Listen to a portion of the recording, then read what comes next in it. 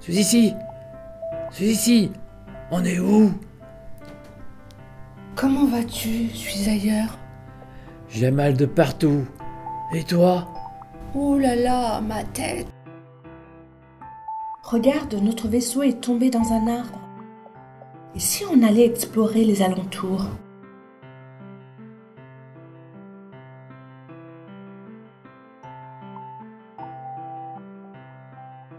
Quel pays étrange!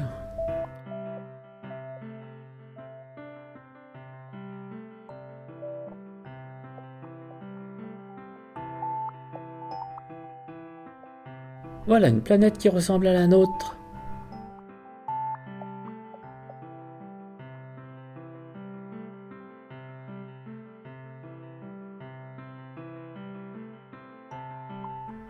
Oh, est-ce que ce sont des habitants de la Terre? Ils sont toutes les couleurs.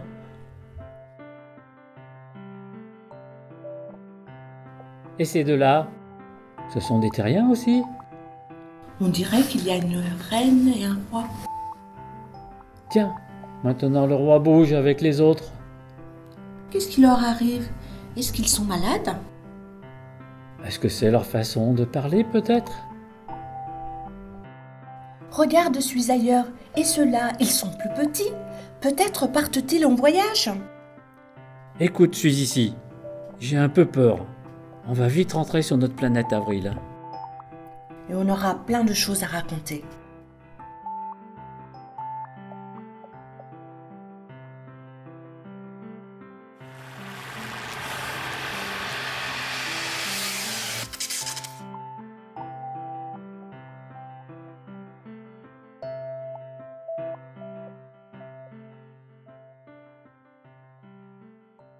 Vis-à-vis de l'arbre, ouais, on est tous un peu comme ça, quoi. L'objectif, c'est de transformer les gens en graines d'arbre, voilà, qui vont pouvoir rejoindre le fruit géant qui est dans l'arbre.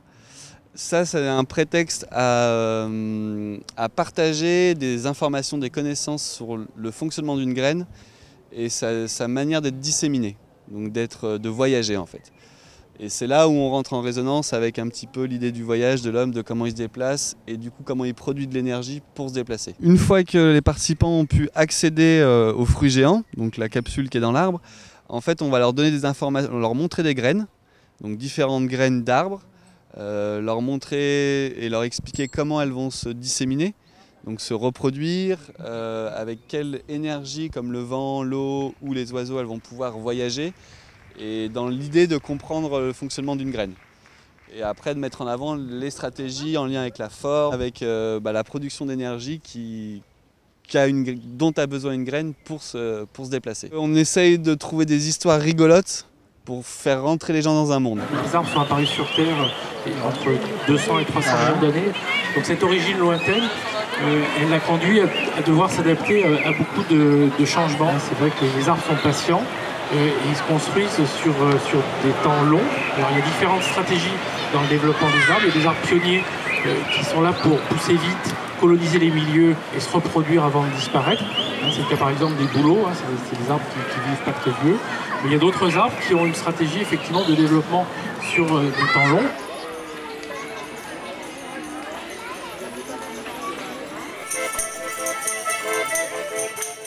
On a voulu que ce soit un endroit où il y ait toutes sortes de vies et de rencontres possibles.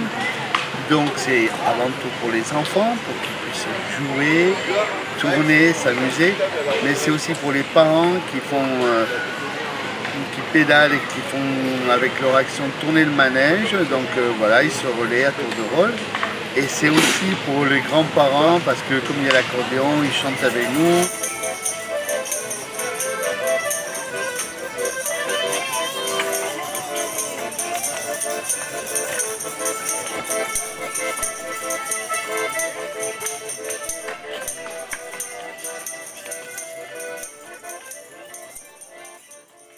Vous avez déjà été en colère, vous? Oui, ça a l'air de te faire rire en tout cas.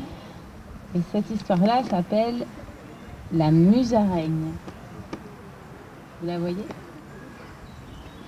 Un jour de bon matin, la musaraigne frappa à la porte de l'écureuil.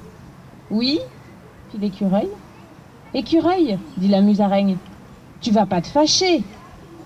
C'est moi, la musaraigne. Je suis encore au lit, fit Écureuil. Est-ce que ça veut dire que tu es fâché? Demanda la musaraigne. Non, fit l'Écureuil. Tu ne te fâcheras pas non plus si j'entre? Demanda la musaraigne. Non, fit l'Écureuil. La musaraigne entra chez l'Écureuil qui se leva.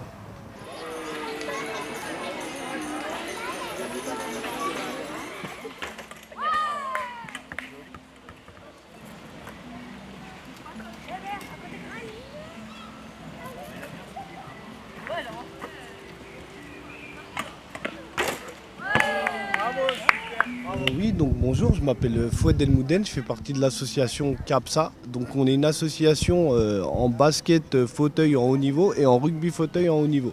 Et on a le plaisir de venir tous les ans sur le dialogue en humanité pour proposer une petite activité basket fauteuil.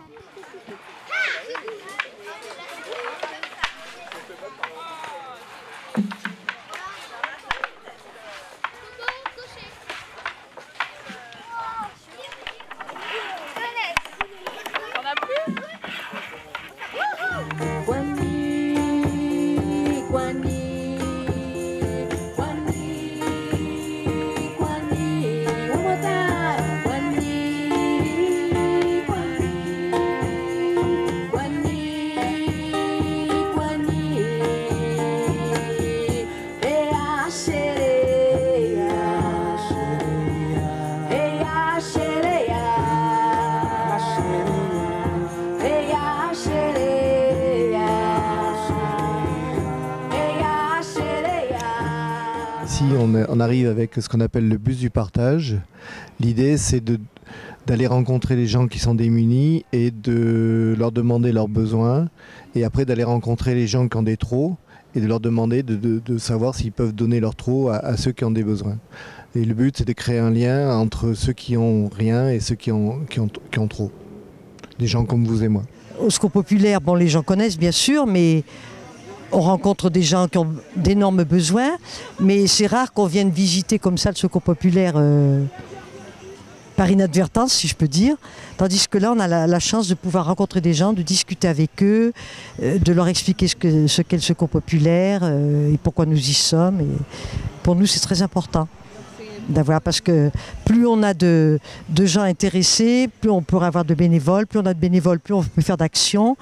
Et pour nous, ce qui compte, c'est de faire le maximum d'actions en direction des enfants, en direction des personnes âgées, en direction des personnes seules. Et à partir de quel âge on peut devenir bénévole? À partir de 18 ans, enfin, on a aussi des jeunes de 16 ans. Mais disons qu'à partir de 18 ans, nous avons aussi quelquefois, ils ont fait un stage de 9 mois chez nous, les jeunes de unicité qui peuvent faire des stages chez nous. Des stages, c'est un peu spécifique, mais ce sont des jeunes volontaires pour venir nous aider. Ce ne sont pas des bénévoles à proprement parler du Secours populaire, ce sont des jeunes volontaires d'unicité. Alors nous sommes le centre régional de Verviers pour l'intégration des personnes d'origine étrangère. On vient de Belgique, près de Liège.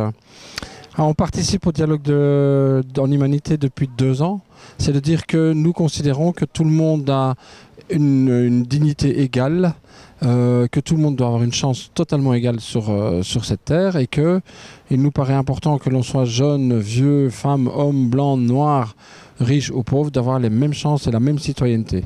Moi, ce que j'ai envie de dire aux enfants, c'est que ce qui est vraiment très très important de dire quand on a un enfant, c'est de faire en sorte de regarder les autres non pas comme un autre mais comme un semblable, alors qu'on nous apprend depuis tout petit à être dans la différence. Moi j'aimerais que les gens soient d'une part dans l'indifférence, c'est-à-dire qu'on a chacun le droit à faire ce qu'on veut et la liberté est un acte important, et d'autre part j'aimerais quand même que les enfants apprennent assez vite à tendre la main, mais main tendue et pas poing serré.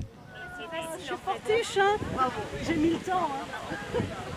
D'accord, déchirement. Ah, ça c'est le grand mot qu'on a choisi.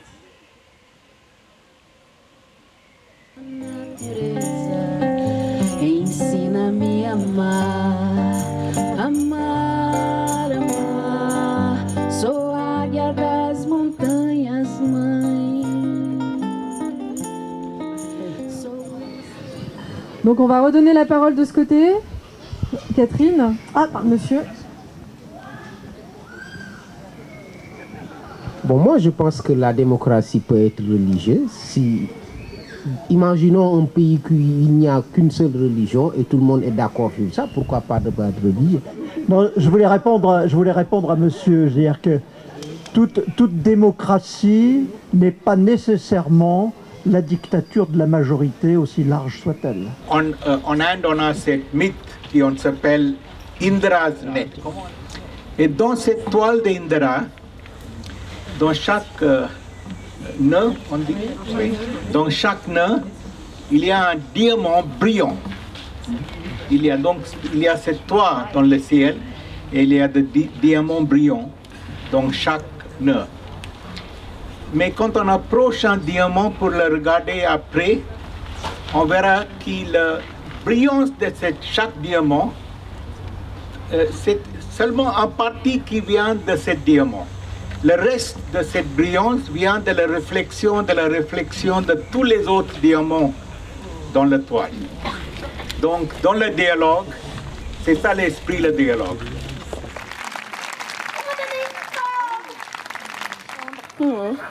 Et quand je prends un bain, maintenant, moi, je mets de l'eau froide, par contre, je mets plus l'eau verte, des gants, des mouches. C'est bien, c'est bien. Et puis aussi, quand je vais aller me promener maintenant sur les chemins, je vais emmener un microscope, je vais emmener des loupes, je vais emmener tout ça pour surtout pas écrabouiller les héros souterrains, tout ça. Oui, tu vois, oui, c'est ça. C'est très très singulier la façon dont chacun va s'engager et chacun va prendre sa part là-dedans. Ah bah il est là, il arrive le Patrick. Ah le voilà.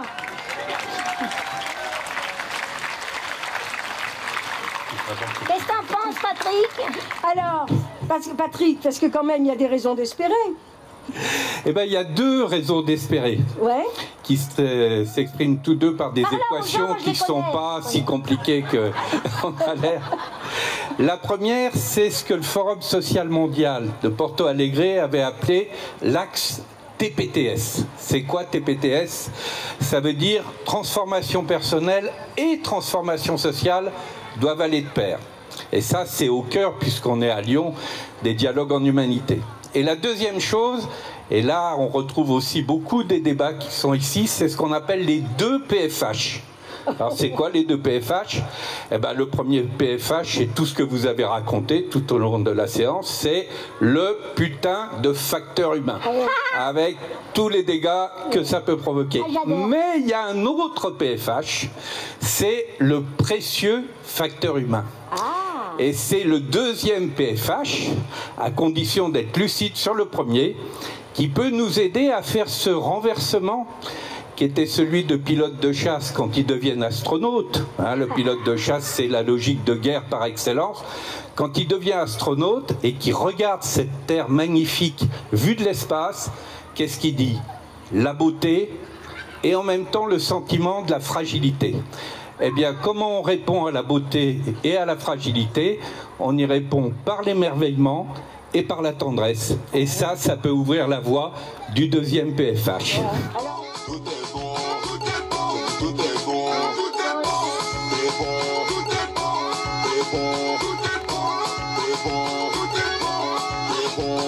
Ma peuf a fait 2 bulles. Mon jacuzzi aussi. C'est sûr que je veux ma part. Mais je veux la tienne aussi. La JPS ou LS. Tu passes toi, tu fais tout le bénéfice.